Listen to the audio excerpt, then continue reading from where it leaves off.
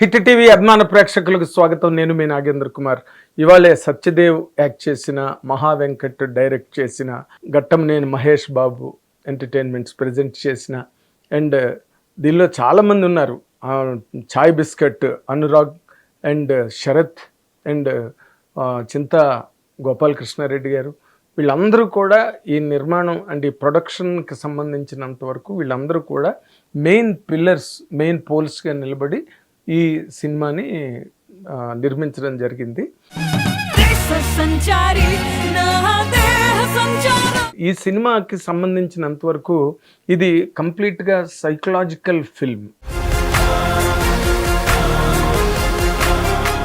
ఇది రెగ్యులర్గా మనం చూసే ఒక పాపులర్ ఫిల్మ్ కాదు. పాపులర్ అంటే పాటలు మంచి కులాసాగా, దిలాసాగా, హుషారుగా, చలాకీగా పరిగెడుతూ సీన్లు, ఎంటర్టైన్మెంట్, కామెడీ అండ్ రివెంజ్లు, ఇవి మనకి రెగ్యులర్ ఫార్మేట్ ఫిల్మ్లు పాపులర్ ఫిల్మ్లు. ఎందుకంటే popular film in the sense ఎక్కువ మంది ప్రేక్షకులు చూడడానికి ఇష్టపడి తండోపతండాలుగా థియేటర్లకు పరిగెట్టి హాయిగా, సరదాగా, ఉల్లాసంగా, వినోదంగా చూసే సినిమాలు పాపులర్ ఫిల్మ్స్. ఇలాంటి సినిమా ఇదేంటంటే ఇది కంప్లీట్గా ఒక సైకలాజికల్ డ్రామా. మన ఫ్రెండ్ అయినా, మన ఇంట్లో మనిషి అయినా సైకలాజికల్గా బాధపడుతున్నప్పుడు వాళ్ళ బిహేవియర్ చాలా విచిత్రంగా, చాలా వియర్డ్గా, మనం అన్ప్రెడిక్టబుల్గా, మనకు అర్థం కాదు వాళ్ళు ఎందుకు బాధపడుతున్నారో, వాళ్ళు ఎందుకు ఫీల్ అవుతున్నారో తెలియదు. వాళ్ళకి ఎక్కడో ఏదో ఒక చేదు అనుభవం ఎదురవుతుంది, వాళ్ళు ఎక్కడో మానసికంగా గాయపడతారు. పడినప్పుడు వాళ్ళ తాలూకా బిహేవియర్ ప్యాటర్న్ టోటల్గా మారిపోతుంది. అది మనకు అర్థం కావడానికి చాలా కాలం పడుతుంది. ఎందుకంటే వాళ్ళు ఇంట్రోవర్ట్స్ అయ్యి వాళ్ళు బయటికి చెప్పలేకపోతే ఆ బాధను వాళ్ళే అనుభవిస్తున్నప్పుడు తద్వారా బయటికి ప్రొజెక్ట్ అయ్యే వాళ్ళ ప్రవర్తన, బాడీ లాంగ్వేజ్, వాళ్ళ తాలూకా మైండ్ సెట్, ఇవన్నీ కూడా మనకి అస్సలు అర్థం కాకుండా పెద్ద బ్రహ్మ పదార్థంలా ఉంటాయి. అప్పుడు మనకి ఎదుటి వాళ్ళు చాలా విచిత్రంగా కనిపిస్తారు.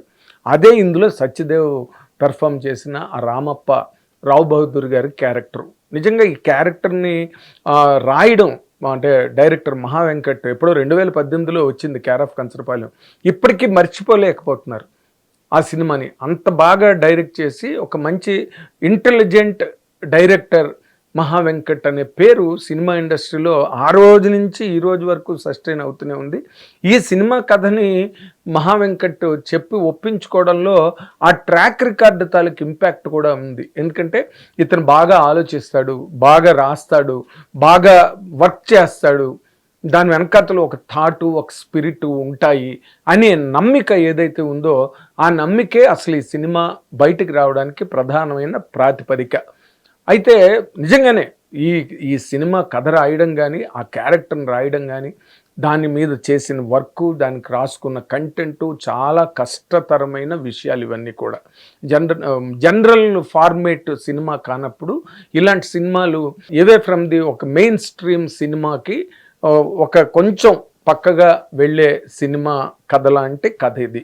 దాన్ని మహా వెంకట్ చాలా బాగా డీప్ ఇంటెన్స్ స్టడీతో చాలా ఎక్కువ టైం తీసుకుని దీన్ని ఎక్కువ టైం తన లైఫ్లో చాలా ఎక్కువ టైం దీని మీద పెట్టుబడిగా కష్టాన్ని, దాని తాలూకా టైంని, ఏజ్ని, అన్నిటినీ దీని మీద పెట్టి చాలా కష్టపడి రాసిన కథ రావు బహదూర్. అంత సులభంగా వచ్చే కథ కాదు. ఎందుకంటే దాని తాలూకా బిహేవియర్ని తను ఇంబైబ్ చేసుకుని దాని తాలూకా రిఫ్లెక్షన్స్ అన్ని రాసుకోవాలి.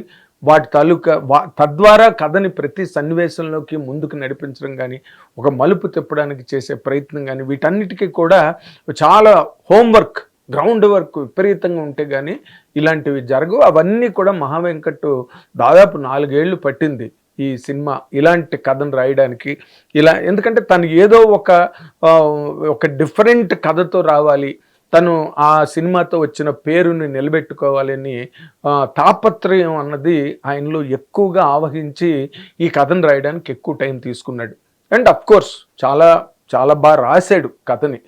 కాకపోతే ఏంటంటే ఈ సినిమాకున్న మెయిన్ ప్రాబ్లం ఏంటంటే ఎక్కువ ఫస్ట్ హాఫ్లో టోటల్గా ఆ కథ నడిచే విధానంలో క్యారెక్టరు జనాలకి రీచ్ అవ్వడానికి, క్యారెక్టర్ని జనం అర్థం చేసుకోవడానికి వెంటనే ఆ క్యారెక్టర్ అర్థం కాదు, ఎందుకు బాధపడుతున్నాడు, ఎందుకు అలా భయపడుతున్నాడు, ఏమిటా అపోహలు, ఆ ప్యాలెస్లో దెయ్యాలు ఉన్నాయా, లేకపోతే ఆ ప్యాలెస్లో ఇంకో రకమైన భూతాలు ఉన్నాయా అనే ఒక ఫీలింగ్తో సినిమా స్టార్ట్ అయిన తర్వాత అది చెప్పించారు కూడా ఒక డాక్టర్ చేత. ఇవన్నీ 4 నెలల్లో చచ్చిపోతాడు, 6 నెలల్లో చచ్చిపోతాడు, లివర్ క్యాన్సర్ వచ్చిన వ్యక్తి, తను ఆ విధంగా చాలా వియర్డ్గా బిహేవ్ చేస్తుంటే ఆడియన్స్కి రకరకాల అపోహలు ఆడియన్స్కే కలుగుతాయి, ఆలోచనలు వస్తాయి, ఇది ఎటుపక్క నుంచి ఎటుపక్కకి వెళ్తుంది కదని. కానీ ఫస్ట్ ఆఫ్ అంతా కూడా ఆ ప్రజెంటేషన్ ఆఫ్ దట్ క్యారెక్టర్, దాని చుట్టూరా తిరిగే క్యారెక్టర్లు, ఆ వాతావరణం, ఆ యాంబియన్స్ క్రియేట్ చేయడం, వీటన్నిటిలోని ఆ సినిమా ఫస్ట్ ఆఫ్ అంతా రావు బహదూర్ ఫస్ట్ ఆఫ్ అంతా నడిచిపోయిందనమాట. దీంట్లో మనం ముఖ్యంగా ప్రధానంగా చెప్పుకోవాల్సింది ఏంటంటే రావు బహదూర్ సినిమాలో Satyadev main single 1 man show ఈ సినిమా. ఎందుకంటే తన గెటప్లు వేసుకున్న గెటప్లు కానీ, లేకపోతే ఆ గెటప్లో తన పెర్ఫార్మెన్స్ కానీ 100% వేలు పెట్టలేకుండా చాలా కష్టపడి దాన్ని ఆ క్యారెక్టర్ని అర్థం చేసుకుని ఆ క్యారెక్టర్గా తను మారి చేయడానికి తను చేసిన పరకాయ ప్రవేశాన్ని మాత్రం అందరూ మెచ్చుకుని తీరాలి.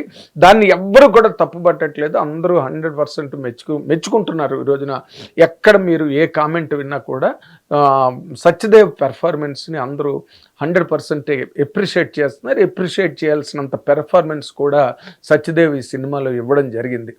ఎక్కడో ఫస్ట్ హాఫ్ బాబో ఏంట్రా బాబు ఇలా నడుస్తున్నది అంటే డ్యూరేషన్ కూడా బిట్ మోర్, సినిమా డ్యూరేషన్ కూడా.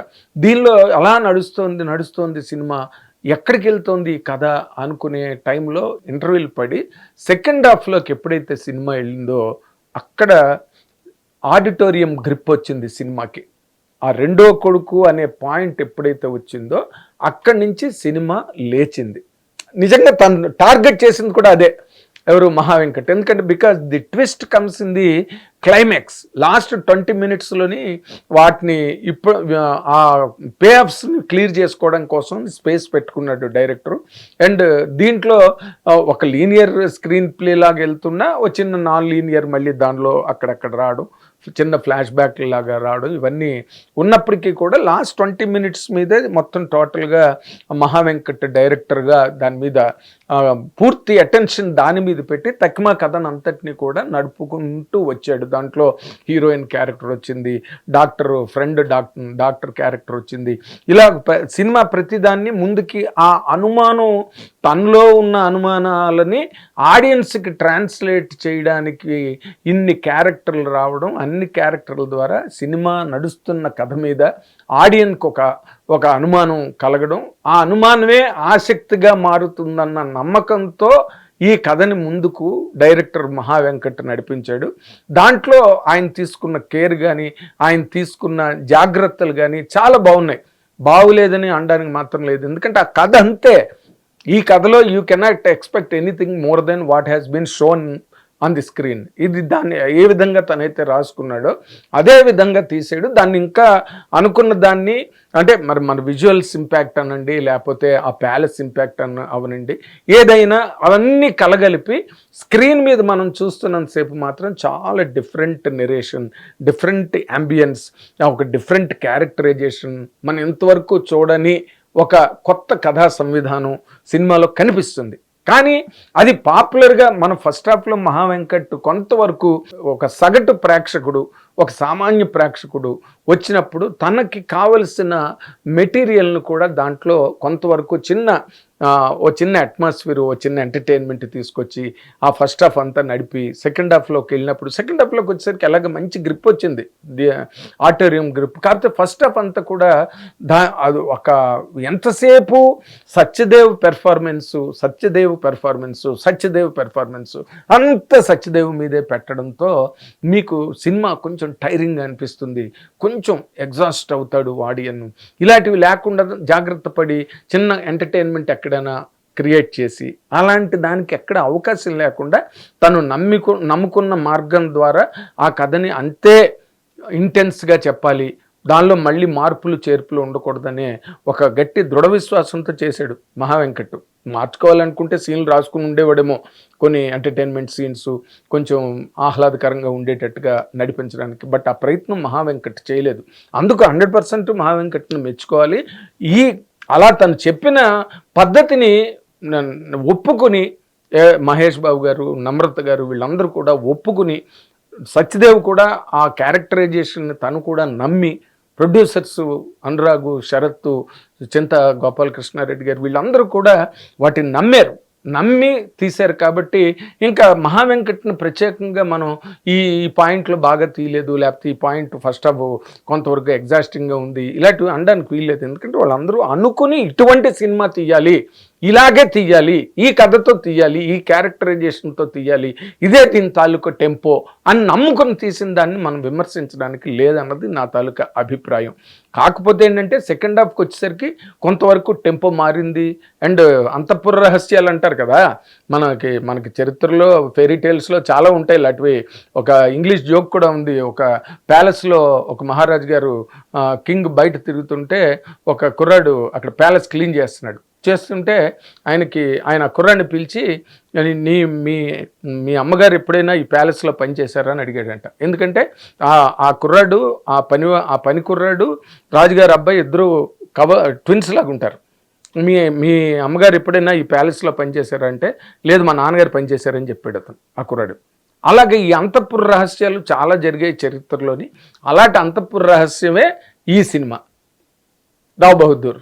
దాంతోనే ఆఖరి వరకు ఆ అంతఃపుర రహస్యాన్ని బయటికి చెప్పుకోలేక, తనకే సరిగ్గా తెలియక సతమతమైపోయి అతలాకుతలమైన పాత్రని సత్యదేవ్ ఈ సినిమాలో చేయడం జరిగింది.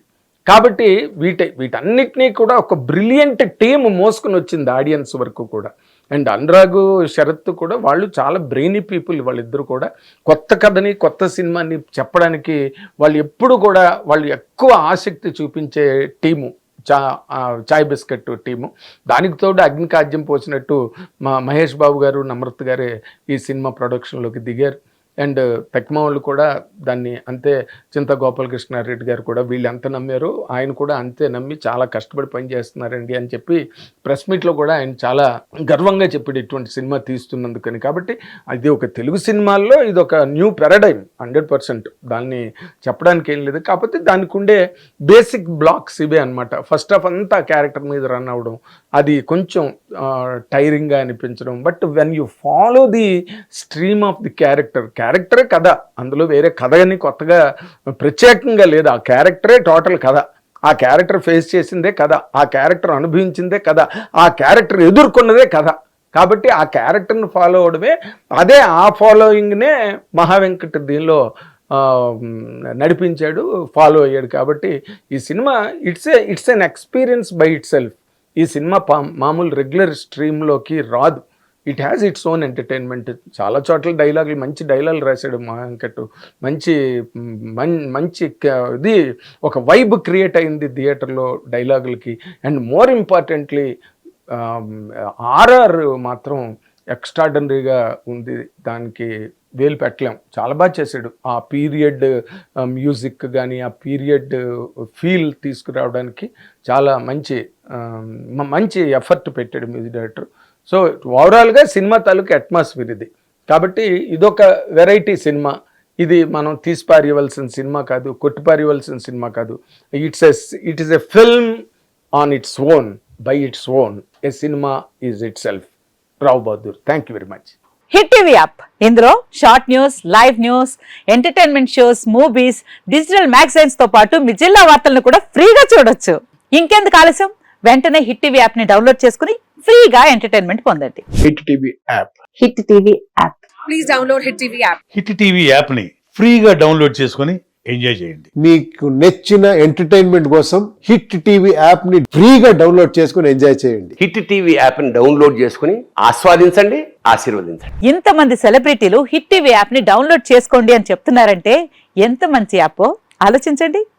అమెరికా అమెరికా అమెరికా అమెరికాలో చదవాలనుకునే వాళ్ళకి విశ్వసనీయమైన పేరు మన శౌర్య కన్సల్టెన్సీ.